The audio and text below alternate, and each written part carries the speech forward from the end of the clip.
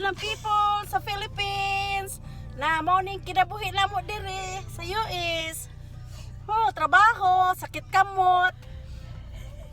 Mag 8 hours magtindog.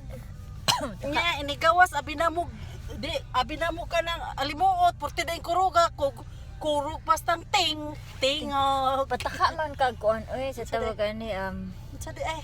Konon. Pataka. No, nalimot ko pat. Unsa di ay? Unsa ta ko sulti no? Nalimot ko di. Ko pataka ko. Dili no. Di na mao. Sabi ko mag-English. Dili ay wait. Mo na ko insulti unta. Dapat magtagalog ka para pwede rin. para masabtan kanila na maintindihan. Ay lahat naman eh. Pati Tagalog, mga syuklaes or Syuklay. dehens. Sige, mag-try ka ano, dehens. Dehens? Oh, Dehens. dehens hindi. Oh. Baliw. Baliw. Baliw ka talaga. Tamo, lahat naman ng ano namin, English, Bisaya, Tagalog. Okay, Ayan. mag-English ka nga, mag-English ka nga. Mag-English? Aha. Oh yeah, we're here in we just get out on our work. Ano si Bakoy? Abayaan nyo na, intindihan nyo na lang. Kasi alam nyo naman, Pilipino, Pinoy tayo. Bisaya, kaya, Bisaya. Bisaya. Aha. Mao ni kinabuhi diri sa US town. Ilongga. Ano nga? Ay, lintik ng kabuhi. Oh my. Kabuhi diri sa US. Gikabuhi. Gatrabaho ka lang. Puli sa balay.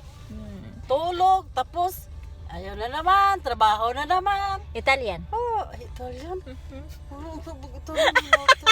Di ba? Bonjour. Bonjour. Ano ba ka lang? Di na, Italian din. Sa din na. Ba't lang na yun mo? German? Di ba na German? German na ay bonjour. German ba? Taka mo. Sige lang Taka tabi. mo. Bato. Unsa pa. Alright, mo ni ang among Ayaw, nagsultiin lang ito.